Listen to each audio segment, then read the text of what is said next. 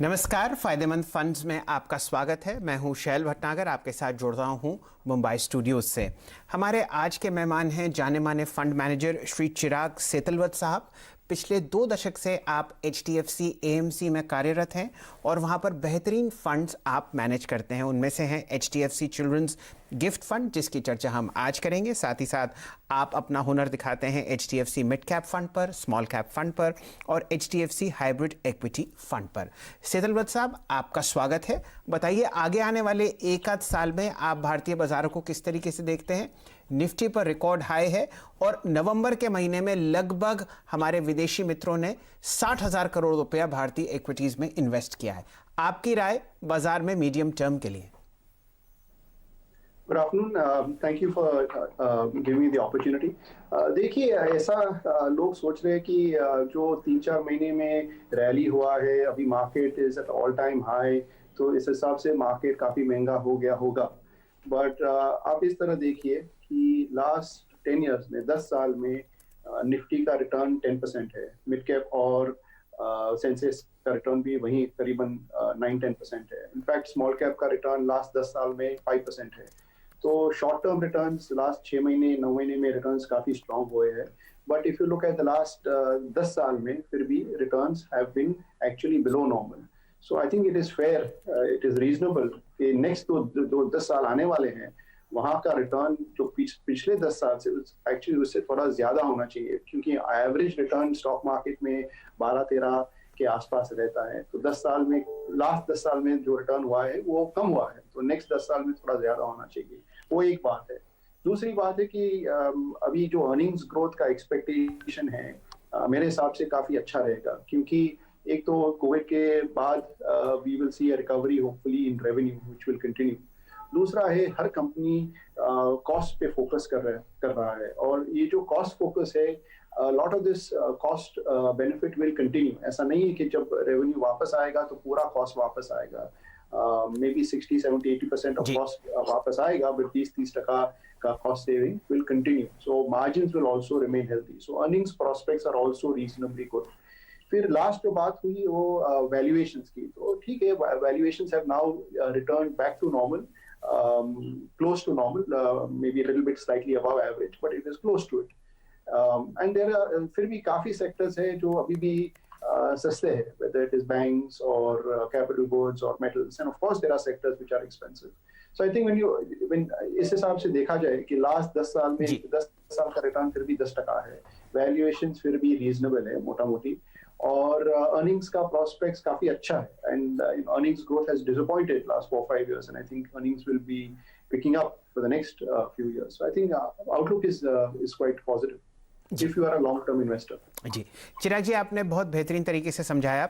आपके जो फंड आप मैनेज करते हैं HDFC चिल्ड्रंस गिफ्ट फंड, इसके बारे में थोड़ी चर्चा करते हैं।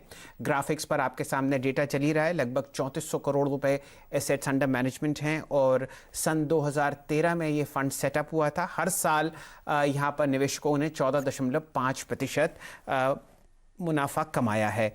चिराग जी, कुछ सेक्टर्स की स्पेसिफिक बात करते हैं। आपने ज़बरदस्त पैसा लगा रखा है टेक्नोलॉजी में, और आपका जो ओवरवेट स्टांस है अपने इंडेक्स के मुकाबले, उसके बारे में अगर हम चर्चा करें, अगर आप मार्च के लोस से देखें तो निफ्टी के IT इंडेक्स ने लगभग 95% रिटर्न दिए हैं। क्या आपको रैली यहाँ पर बिल्कुल सेल्फ सफिशिएंट दिखती है, या यहाँ से भी आगे आने वाले समय में आपको टेक्नोलॉजी स्टॉक्स में तेजी आती हुई दिखती है? हमारा अप्रोच सेक्टर स्पेसिफिक नहीं है, हमारा अप्रोच स्टॉक स्पेसिफिक है। तो द रीजन हमारा ओवरवेट है IT में, क्योंकि हमको स्टॉक स्पेसिफिक अपॉर्चुनिटीज मिले हैं, इसलिए हमने ये स्टॉक्स खरीदे हैं, और इसलिए हमारा सेक्टर का ओवरवेट है। जो जैसे जैसे इंडिविजुअल स्टॉक्स का या तो आउटलुक चेंज होता है या तो वैल्यूएशन बदलता है, फिर हम इन स्टॉक्स को बेचेंगे या खरीदेंगे। तो ये सेक्टर स्पेसिफिक व्यू नहीं है, ये स्टॉक स्पेसिफिक व्यू है, और हम पोर्टफोलियो बॉटम अप क्रिएशन करते हैं। तो उस हिसाब से कई सेक्टर्स का ओवरवेट रहता है, कई सेक्टर्स का अंडरवेट रहता है। नाउ हैविंग सेड दैट, आपकी बात सही है कि IT में काफी रैली हुआ है, बट ये रैली मोर लार्ज कैप्स में हुआ है और मिड कैप्स और स्मॉल कैप्स में रिलेटिवली कम हुआ है। And we are still seeing decent opportunities small और मिड कैप IT में। वहां भी अभी भी स्पेशली स्मॉल कैप IT में अभी भी वैल्यूएशंस काफी रीजनेबल है। मिड कैप में भी क्लोज टू एवरेज है, लार्ज कैप में थोड़ा वैल्यूएशन बढ़ गया है। बट ये याद रखना चाहिए कि ये बहुत ये कंपनीज का क्वालिटी बहुत अच्छा है, free cash flow generation is very strong, management is very good. So there is one can say that there is a justification for these valuations to have moved up over a period of time. So I think going forward, I think mid cap, small cap IT will do well. I think large cap IT will give more normal return. जी चलिए, तो अगर हमारे दर्शक चाहते हैं large cap या mid cap IT में focus करना, तो सेतलवत साहब की राय है कि अर्निंग्स ग्रोथ और वैल्यूएशन आपको शायद मिड कैप्स आईटी स्पेस में ज़्यादा बेहतर दिखेगा। चिराग जी, मैं आपका पोर्टफोलियो बहुत ही बारीकी से देख रहा हूँ। फार्मा में आपका कोई खास रुझान नहीं रहा इस पर्टिकुलर फंड में, और हमने बाजार में शानदार तेज़ी आती हुई देखी है। अगर आप पहले 10 पिक्स देखें अपने पोर्टफोलियो के, उनमें से एक भी फार्मा स्टॉक नहीं है। क्या हम लोग कुछ गलती कर रहे हैं समझने में, या फार्मा स्पेस के बारे में आप इतना बुलिश नहीं हैं जितना कि पूरा बाजार रहा है पिछले 8 महीने में? नहीं, ऐसी कोई बात नहीं। जैसे हमने समझाया कि हमारा अप्रोच स्टॉक स्पेसिफिक अप्रोच है, तो it is about relative opportunity. ऐसा नहीं कि फार्मा में अपॉर्चुनिटीज नहीं है या फार्मा का outlook is not positive, but हम we found better opportunities in other sectors, in other stocks. तो उसी वजह से हमारा आईटी में ज्यादा एक्सपोजर रहा है और फार्मा में कम। तो this is not a reflection on pharma, this is more relative attractiveness of other companies and other sectors. ये रिलेटिव अट्रैक्टिवनेस की आप बात करें तो HDFC चिल्ड्रंस गिफ्ट फंड, जिसका एसेट अंडर मैनेजमेंट लगभग 3400 करोड़ रुपए है, अपने इंडेक्स के अनुसार टेक्नोलॉजी, एनर्जी और यही दो ऐसे सेक्टर्स हैं जिसमें रिलेटिवली आप ओवरवेट हैं। चर्चा आगे बढ़ाते हैं चिराग जी। डेट बहुत इंपॉर्टेंट कॉन्स्टिट्यूएंट है आपके पोर्टफोलियो का, और यहाँ पर मैं देख रहा हूँ क्वालिटी ऑफ जो डेट है वो बहुत ही शानदार है। AAA पेपर है, आपके पास सॉवरन गवर्नमेंट ऑफ इंडिया के बहुत सारे बॉन्ड्स हैं। अगर आप डेट मार्केट की चर्चा कर पाएँ तो यहाँ पर हम लोग लगातार देख रहे हैं कि ब्याज के दर भारतीय बाज़ारों में कम होते हुए दिख रहे हैं। तो आगे आने वाले समय में बॉन्ड मार्केट का आप किस तरीके से रुझान देखते हैं? क्या यहाँ पर भी आप देख रहे हैं कि रिटर्न्स आपको अच्छे आते हुए दिख रहे हैं आगे आने वाले साल भर में? ये हमारा फोकस ऑन डेट पे रहा है, हाई क्वालिटी पे। We don't want to get into poor quality issuers. तो हमारा फोकस पहले से हाई क्वालिटी कॉर्पोरेट डेट पे था और रहेगा, और गवर्नमेंट सिक्योरिटीज पे है, तो वो फोकस कंटिन्यू रहेगा।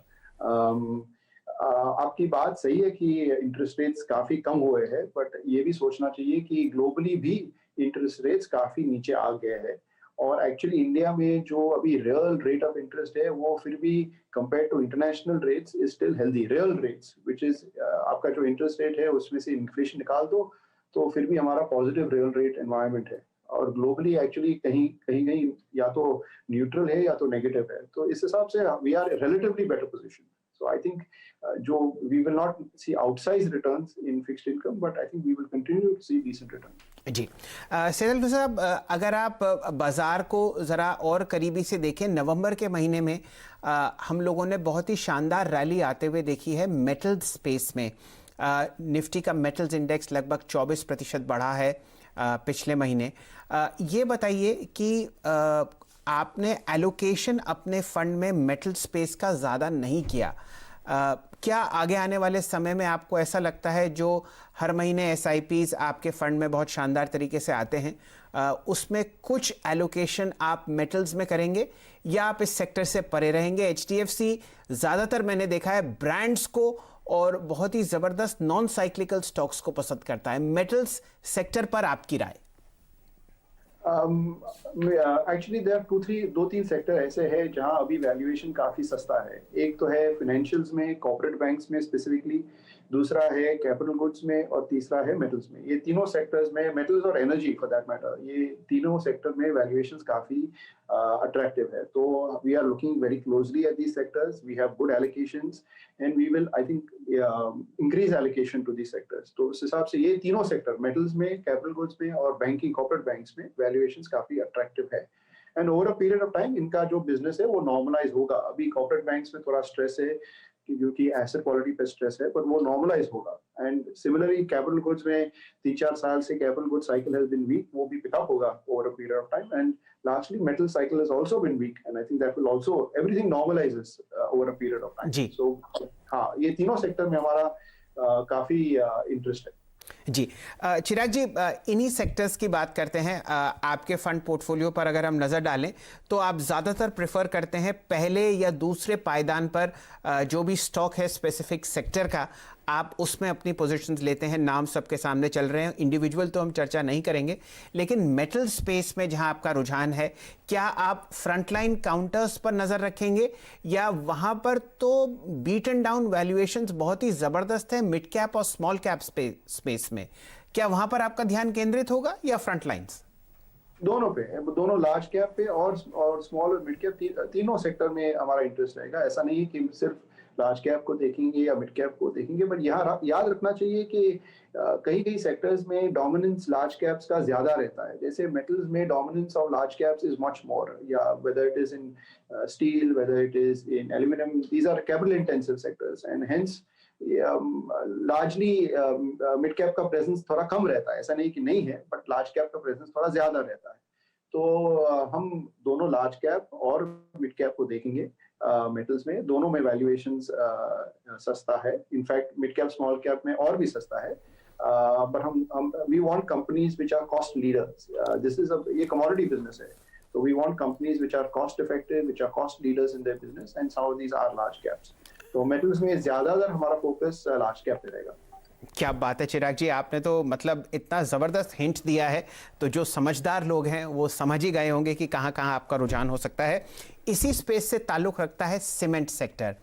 सेतलवत साहब, मैं आपका पोर्टफोलियो दोबारा देख रहा हूँ, यहाँ पर इस सेक्टर के लिए एलोकेशन कम है। हालांकि हमने रैली बहुत शानदार देखी है कम से कम फ्रंट लाइन सीमेंट काउंटर्स में। इस सेक्टर के बारे में कि अगर आप व्याख्या करें, यहाँ पर आपको कुछ अंडर वैल्यूएशन या कुछ ऐसे आइडियाज़ दिखते हैं जो आपके पोर्टफोलियो में अगर हिस्सा ना भी आए तो वो आपको अट्रैक्टिव दिखते हों? ज्यादातर सीमेंट में अभी वैल्यूएशन काफी रीजनेबल हो गया है। जो सस्ता था वो अभी हैज मूव्ड अप, एंड अभी वैल्यूएशन काफी सेंसिबल हो गया। फिर भी मिड कैप और स्मॉल कैप सीमेंट में अभी भी वैल्यूएशन है। वेदर यू लुक एट, या तो ईवी एबिटा पे देखिए या तो ईवी बाय टन पे देखिए। स्मॉल कैप मिड कैप में अभी थोड़ा रैली हो सकता है, लार्ज कैप में काफी रैली हो चुका है। सीमेंट सेक्टर पर आपको मिड कैप्स और स्मॉल कैप्स में अच्छा वैल्यूएशन दिखता है। सेतलवत साहब, ऐसा करते हैं, लेते हैं छोटा सा ब्रेक, और ब्रेक के बाद डिस्कस करेंगे कॉर्पोरेट बैंकिंग सेक्टर, जहां पर आपको लगता है कि वैल्यूएशंस कम है और शायद आपके पोर्टफोलियो का रुझान उस साइड बढ़ता हुआ दिखे। जुड़ते हैं हम थोड़ी देर में, जुड़े रहिए हमारे साथ। सेतलवत साहब आपको बहुत ही बेहतरीन राय दे रहे हैं, कहाँ कहाँ उनको अंडर वैल्यूएशन